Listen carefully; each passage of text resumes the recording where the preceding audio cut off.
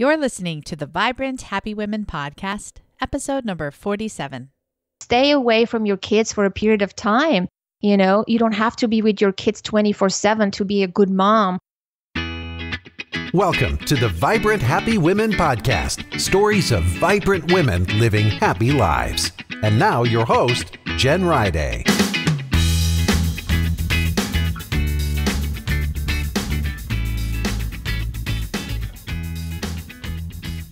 Hey there, Jen here, and welcome to Vibrant Happy Women. I'm so glad you're here. Happy Monday.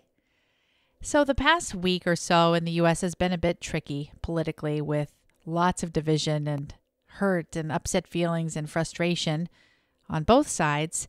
And I've found the whole thing completely overwhelming. In fact, I've felt a little depressed being on Facebook. I was talking with a friend and she was surprised to learn that I had struggled with depression, not only this week, but throughout my entire life, in fact.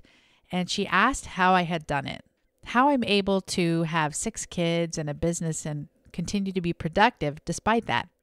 And I decided, a lot of women have asked about this and have similar questions. So I'm going to offer a free little workshop this Thursday at noon Central Time, right on my Facebook page, Dr. Jen Riday. You can search on Facebook for it, Dr. Jen Riday. And that will be at noon Central on Thursday. I think I'm going to title it Strategies for Coping with Depression, Worry, Anxiety, and Other Big Feelings. And so I'm excited. I'm going to share how I've coped with depression. It's a genetic thing that I've inherited. And also how I can get myself back to feeling the way I want to feel. The strategies I use. They help me a ton. Having 6 kids, I really have to work hard to get myself into the mood I need. I'm not perfect, but I work hard on it. And mostly I'm succeeding, and I'm happy about that. So I'll be sharing those tips, again, Thursday at noon, and I hope to see you there. Join me on my Facebook page, Dr. Jen Riday, at noon Central for that. It's free. And if you're unable to join us on Thursday live, or you're listening to this podcast episode after the fact, I'll also make a replay available at jenriday.com/depression. On our last episode, I spoke with Emily Cummins all about becoming her, lacing up your warrior boots, and being your authentic best self. If you haven't listened to that, it was super inspiring. Emily's amazing. And you can find that at jenriday.com/46. On today's episode, I'll be talking with Anna Seewald. She shares how to slow down, take care of yourself so you can be a better mom. Anna lives an amazing life. She has very little time on the internet. She has 1 daughter, and I was envious. As a mom of 6, I craved some of that, let me tell you. So jump in and listen to this episode and get some great tips on slowing down. We all need a little more of that balance. We crave it. Anna has some amazing things figured out, and she's definitely living a vibrant and happy life. So let's jump in. Today I'll be talking with Anna Seewald, and she's the founder of Authentic Parenting. She's a speaker, author, and a parent educator. She's a mom to a vibrant 8-year-old who doesn't approve of her fashion choices, sounds like my kids, with a strong passion for helping children. Anna dedicated her life to working with abused, neglected, orphaned, and institutionalized children and juvenile delinquents. After nearly 20 years, she realized that it's through helping parents that she can help children. Today, she is supporting parents around the world by moving from traditional ways of parenting into more peaceful, conscious ways by making sense of their past life experiences, healing from trauma, building effective communication, practicing non-punitive discipline, and setting limits with love and kindness. That sounds like the dream parent. Welcome to the show, Anna. Well, thank you. Thank you, Jen. So, Anna, we love to start off our show with a favorite quote from our guests. So what would you like to share with us today? I have to say that I really love quotes, and it's hard for me to choose one. May I share 2 or 3? Yeah, please do. Yes.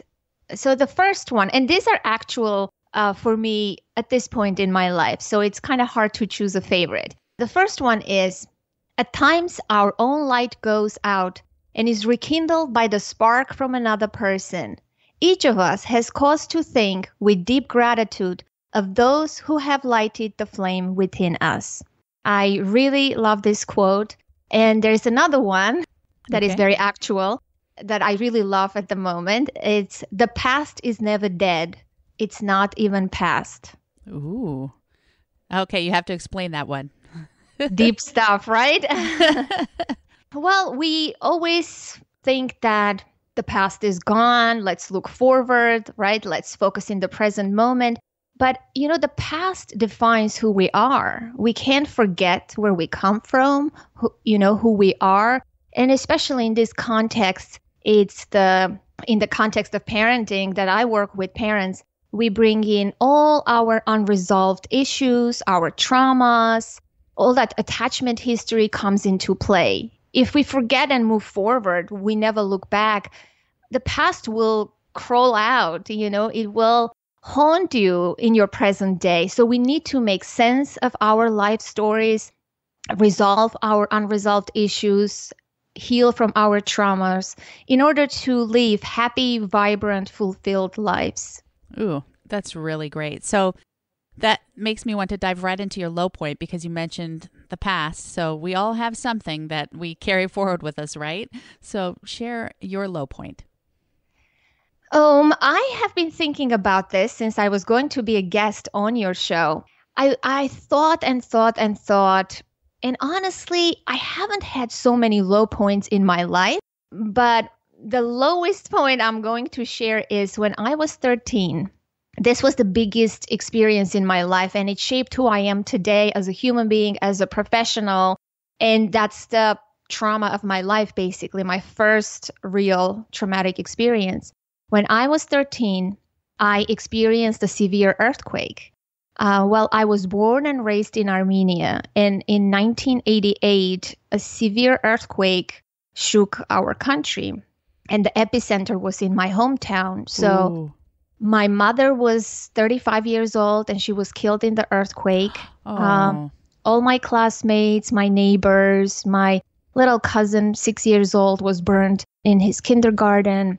I mean, horrible, horrible stories. And as a 13-year-old, you grow up overnight. I mean, this is the Happy, Vibrant Women podcast. I don't want to go, too much into the tragedy and the trauma part. What I can say is, yes, it happened to me, but I know that people who were in my life at the time who survived, it was because of the community. It was because of the support, the emotional support that we gave to one another. We were able to grieve our loss. We were able to heal because we did have that social emotional support, even though everybody was going through the same tragedy and everybody had losses. There is something powerful when everybody is suffering at the same time, but they're suffering very uniquely. It's this interesting human experience. I mean, I learned so much from that experience. Growing up without the mother, obviously, I became the mom in the family. I took care of my dad and my brother. Meantime, I went to school, I graduated. But at the time, there were hard times in my country too.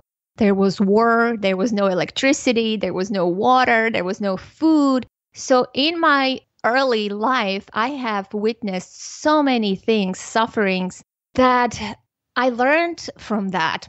I learned that human beings are very adaptable and resilient, and it is the human relationships, connections that matter the most. And life is unpredictable. You need to appreciate the beautiful moments that you have today and have a positive outlook towards life and just move forward, but honoring and remembering the past and making sense of those past experiences that, shape who you are. Wow. So your mom died and there's tragedy all around you and your life totally changed. There's no running water or electricity. Wow. So how does a 13-year-old recover or even move forward from something like that? Do you remember what that felt like? Well, at first they evacuated us to a different country, to a neighboring country, and we lived with those relatives. We had far relatives there whom we never met or knew. I stayed with my brother and some of my cousins there for a year almost because I had to go to school. So that was another hardship, being in a foreign country, forced to learn a foreign language, go to school, live with people you don't even know, Oh my even though they goodness. were caring and supportive, they provided food. But I remember I felt very lonely, isolated, Mm-hmm. but we had one another. I had my grandma, my cousins with me. So it was this interesting dynamic. From one hand, yes, I felt miserable. But on the other hand, I had the support of loving people who also were part of this tragedy. So, as a 13-year-old, I would imagine you said you had to kind of grow up overnight and develop that independence. Well, in the beginning, you shared those quotes and shared how past traumas will carry them forward with us. Have you seen evidence of how that trauma has affected you today? Yeah, what a good question. Yes, definitely. Yes, it shows up in your parenting, definitely. As when you become a parent, your child pushes your button and triggers you in ways that they have never been pushed or triggered.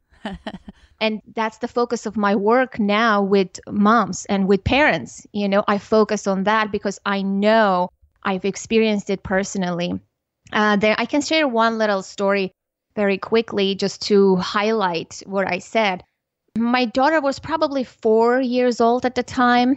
She would give me a hard time in the bathtub. She would resist going into the tub, how children are. But that was a strong trigger for me. I'm a pretty good mom, pretty relaxed, but that trigger was very strong. And knowing what I know about trauma and working with parents, I was puzzled. I didn't have answers to that because it's in the unconscious, right? Those triggers. Mm-hmm. And one day, I really struggled for about 2 years to find the answers. And finally, it came to me that, again, going back to the earthquake story, when we first came to this household of these rich people who took care of us for almost a year, they had bathrooms. First, we were sleeping on the streets for a week or so before we were evacuated. So when we come to their home, we need to take a shower. And at that point, I have to say, I felt really helpless because that was the first time I realized that I'm alone and helpless in my life. And, there was this incident in the bathroom. The lady of the household put me in the shower, hoping that I know how to handle the heat, the cold water, the hot water, but it was a completely different system than I was used to, and I was traumatized. Here I was alone in this bathroom, naked, as a teenager. I guess that was the first time after the earthquake I realized that helplessness. And, I was screaming, help, help, help, and no one was coming. So I guess that when my daughter was pushing my buttons in the bathroom, that was a strong trigger for me until I connected the dots that the same bathroom setting, the same heat, the same water sound has this connection to the past. Wow, you have me really thinking of the times that I am triggered by my own 6 children. And I'm going to spend some time now looking back and seeing what past connection might be there. What a powerful story. Wow, we have 6 children. Oh my goodness. So let's move a little bit. And there are people listening who are obviously thinking about their own triggers with their kids, the things that just frustrate them to no end about each of their kids, perhaps. So what advice would you give to anyone who's struggling with something like that? Well, not everyday frustration, not everything has a connection to your past, right? Let's be clear that it has to be a really strong trigger that you are overwhelmed by that. You are swept by something and you don't understand. You get clouded thinking. It has to be a really, really strong trigger. Everyday frustrations are normal for parents, that's a whole nother story. But maybe talk to someone. If you have a strong trigger, first of all, identify that trigger. Like in my case, it was the bathroom. And then talk to someone, a trusted person, a therapist, maybe a good friend, someone who will listen to your story. Put together this coherent story and bring the stuff from your unconsciousness to your consciousness and connect the dots. Perhaps you will be able to do that without the help of a professional. But if it's really strong and you see multiple triggers, maybe go to therapy. Journaling might help, consistent writing in a notebook, what's happening in your day-to-day life. It will give you some clues into your own awareness, into your psyche. That's what I would say. But never lose your temper and yell at your kids and hurt them. It's not their fault. Your children push your buttons. They are the triggers, but they are never the cause of how you feel. Mm-hmm. Yes. And what about for those who aren't exactly triggered, but are just having normal daily frustrations? What's some advice that would help us, be more patient, which we all really crave? Well, I would say de-stress, Don't be so overwhelmed. Say no to things. Don't put so many things on your to-do list, or even don't keep a mental to-do list. Write it down, dump it on the paper, make a list of priorities. Don't try to overwhelm yourself. Try to carve out a little time for yourself. Self-care is important. We all know. Stay away from your kids for a period of time. You don't have to be with your kids 24/7 to be a good mom. In fact, we need to be, alone at times. Solitude is a good thing for kids and for parents. So that's what I would say. And, frustrations are part of normal life. And if you're easily triggered, you're yelling a lot, you are low on patience, it means, you need to de-stress. You need to do something to take care of yourself, to open up more room so you'll be ready again for new challenges until you fill up again. Yes, that's exactly what I talk to women about as well. And I love what you just said. You don't have to be with your kids 24/7 to be a good mom. That good mom syndrome is so real. And then we pile expectation after expectation on ourselves and then wonder why we feel so overwhelmed. But yeah, I'm with you. I kind of think good mom for me equals being vibrant and happy. Put it as simple as that. And if I'm not feeling those ways, then I can cut back, just like you said. So that's excellent advice. Well, so Anna, tell us something that you're really excited about today, how you're living a vibrant and happy life today. Well, I don't know. How am I living? I live a pretty simple life, honestly. What I just said. I have a pretty simple life. I have a small family. I love to keep in touch with friends and family members. I love to do things that inspire me. I love to play the piano. I compose music. I love to take a walk. I love to spend time with my kid. That's pretty much it. And I love to do what I do, working with families and parents. And I try to keep my life very simple. I don't burden myself. I follow my own advice, usually, if I'm good.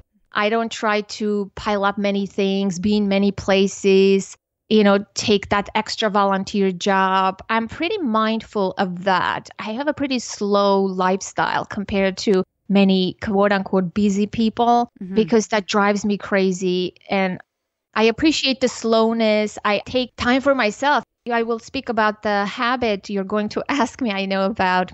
Every morning, I spend time by myself with a cup of coffee, reflecting, thinking, meditating, just sitting there doing nothing for, maybe 20, 30 minutes at times, just clearing my head, looking inwards. Am I feeling sad? Why am I so sad? And, taking inventory of my emotions is a big, big part of my well-being. And that's what I teach to other parents as well. That is huge. And I've been thinking about this lately, but I feel like sometimes that busyness that many women kind of pursue is kind of running away from this idea that they're not good enough. So if they keep doing more and adding more, maybe they'll finally feel like they're good enough. Can you speak to that? I mean, you seem really secure in yourself. How did you get to that point? In some ways, I am secure. In some ways, I do have my own, sets of insecurities and lots of fears. I have my own share. I don't know. I guess it's wisdom with age. I'm 42. And I guess my life, prepared me from early on because I had to grow up earlier than, the life threw me into this situation, into the tragedy. I grew up faster than many of my peers, perhaps. And I socialized with a lot of adults. And I have a more mature outlook to life. I guess also from the life experience, material things don't have a meaning for me because we lost everything in one earthquake, just in a matter of seconds. So I really cherish human connection, relationships, and experiences. because I know how unpredictable life can be. So let's appreciate what we have today, enjoy one another, and live as full as we can. I sit in my balcony at times for 30 minutes and look at the sunset and just absorb that goodness, that beautiful, positive moment. So I'm not your regular person per se. You're living the life we all crave. I always question why there's such a big disconnect between wanting what you're living and then actually doing it. So when we crack the code, it will be amazing. Yeah. It's you just need to choose. You just need to choose and listen to your heart and say no to a lot of things. You know what I mean? It's listen to your heart, what your heart tells you in the moment. Right. It's not as hard. We don't have to be busy. I don't have to do my daughter's birthday party. I didn't even give gifts to my daughter this Christmas. I forgot to buy her gifts. And what? It was the perfect Christmas. Let me tell you, I didn't send out Christmas cards because I couldn't do it this year. If I had put that on my list, I would have been burned out. So I had to let some things go. I love this. Well, you sound like you're living an ideal life, at least in the way I interpret it. But is there anything that you're currently struggling with that you still have to work on? Yes. Well, it goes with the same theme. Social media, Facebook. I've been struggling with that lately because, it's a distraction. It's a huge distraction. It takes a lot of time. You become addicted. I had to battle with that. And again, make a conscious choice. It was really hard. I even have a podcast episode on my show about my experience. I got rid of email on my phone, Facebook, Messenger apps on my phone, and I don't depend on my phone anymore. I used to check email 100 times a day, respond right away. Now I don't. So it makes me happier. So I struggle with the same temptations that everybody else, believe me, but it's you have to make that conscious effort and say no to things. Well, so you run a business, and so I'm so curious, how do you not worry to death that there's someone that really needs you? Well, it's not going to be a life and death situation, right? They're going to need me. They can send me an email. I check my email every morning and at the end of the day. So you'll get to them. Yes, I will get to them. It doesn't mean, and research actually suggests that average office worker checks their email 11 times per hour. And email checking actually makes us less happy and stressful, yet we do that all the time, right? And I really got rid of those temptations and distractions. I'm trying. It's a battle. Wow, I'm going to join you. It's not easy. This is going to be amazing. I go out to eat with my family. I don't bring my phone. I leave it at home, Yeah. Well, this has been really enlightening. I have a lot to think about myself. I'm sure our listeners will love this as well. But let's jump into some of your favorite things, starting with a habit that contributes to your success. I think the habit that I already mentioned is just having alone time, solitude in the morning. Every morning I wake up, I make myself a cup of coffee. I drink both coffee and tea. So that's the coffee. I sit in my favorite chair in the living room and I just sit there, do nothing for a specific amount of time. It could be 10 minutes, 15, 20. Even if I don't have that time in that morning, if I have to be somewhere at a conference or something, I still get up early just to have at least a few moments with myself, because looking inwards for me has been the most powerful, empowering, important life lesson, because no one can make me happy. I cannot expect my husband to make me happy. I am happy. I have to be happy on my own before I have fulfilling relationships with others. So no one makes me sad. No one makes me angry. I feel that way. So I befriended all my emotions and I really look inwards a lot. So I think when I suffered through the earthquake, I had a lot of alone time also. That contributed to this, looking inwards and not being scared, being scared with yourself, with your feelings, and really knowing who you are. I think that's the key to happiness. Taking that time to really know yourself and know your emotions and choose your own happiness. That's empowering. Excellent. And let's talk about a favorite easy meal that you eat regularly. Well, I'm a vegetarian. My family isn't. So I cook a variety of things. The easiest thing I prepare is an omelet. Any Ah. kind of omelet. Throw some vegetables and make an omelet. Spinach, feta cheese, with mushrooms, or just I make one with scallions and parsley. That's super easy and simple.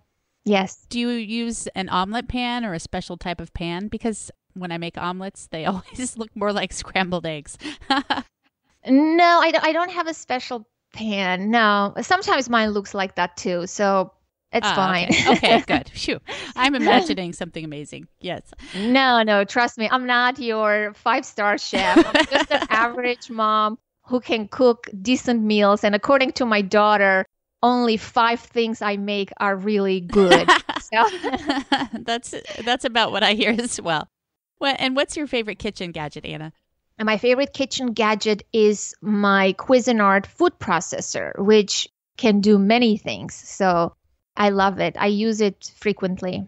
I have one of those as well. Very great gadget. And a favorite book? I struggle with this one too because I have many favorite books. I am a big fan of nonfiction. I read a lot of nonfiction books, but I'm going to choose a book that I loved as a kid, I loved as a young adult, I'm loving as an adult, and that's The Little Prince. Yes, good choice. Oh, that's a great one. And the best advice you've ever received?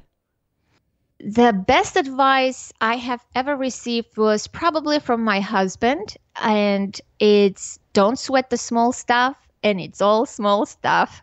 Ah, that's so true. Don't sweat the small stuff, and it's all small stuff. Ooh, that's great. Well, everyone, you can find links to Anna's favorite book and everything else we've been talking about by going to the show notes page at jenriday.com/47. And now, Anna, your happiness formula. If you had to create a formula of 3 to 5 things that really contribute to your happiness, what would that include? Well, first and foremost, meaningful relationships, connections, attachments, friendships, family. That's one category. Doing the things that make me fulfilled, expressing myself through art or doing something that I love, and perhaps taking care of myself because we need to take care of our body first and foremost to be healthy, to have good relationships, and to do the things that you love most. Perfect. And finally, a challenge that you would give our listeners before we say goodbye. A challenge I would give to our listeners, it would be for parents. I don't know how many people are parents, but sorry, non-parents. Perhaps you can do that too and apply to another aspect of your life. But I know a lot of moms don't give themselves enough credit for the hard work that they do. Parenting is an emotional job, so I want parents to take a piece of paper today and reflect and write down 5 things, big or small. It could be very small or it could be really big. Something that in your eyes, in your own opinion, makes you a great parent. Be honest with yourself. Give yourself credit. What are those things that you do or you have done or you are doing for your children that make you a great parent? That is excellent advice. And before we go, Anna has a free gift for everyone. It's called 15 Powerful Things to Say to Your Kids Every Day. It's a free guide that she has created. And I'll have a link to that on our show notes page as well. It's called 15 Powerful Things to Say to Your Kids Every Day. I can't wait to get my hands on that. So that will be at jenriday.com/47. Thanks for that great advice and for this wonderful show, Anna. We're so glad you've been on the show. Thank you. It's been a pleasure. Take care. I love how Anna spends 10 to 20 minutes alone first thing every morning. She's proactively taking charge of her happiness that way, and we all can do that. And you know what? When she's busy, I love that she gets up 10 to 20 minutes earlier to make that happen. I do this as well, and when I do, it makes all the difference in my day. So I hope you're making that time for yourself as well. Be sure to join me next week when I talk with Kimberly Johnson about physical intimacy and some of the attitudes we women have about that, especially after the birth of a child. Now, it's perfectly G-rated, yet it's informative, and you're going to want to listen to that. Also, be sure to join me Thursday at 12 Central Time for that free class I'm offering, the free training called Strategies for Coping with Depression, Worry, Anxiety, and Other Big Feelings. It's perfect for anyone who has big feelings they're trying to work through, or anyone who wants to feel a little happier and more vibrant about life. That's free. You can find that on my Facebook page, Dr. Jen Riday. Just search for Dr. Jen Riday. So I'll see you Thursday, 12 Central Time. And if you can't make it live, there will be a replay at jenriday.com/depression. Make it a great week. Take that alone time every morning, and I'll see you next time.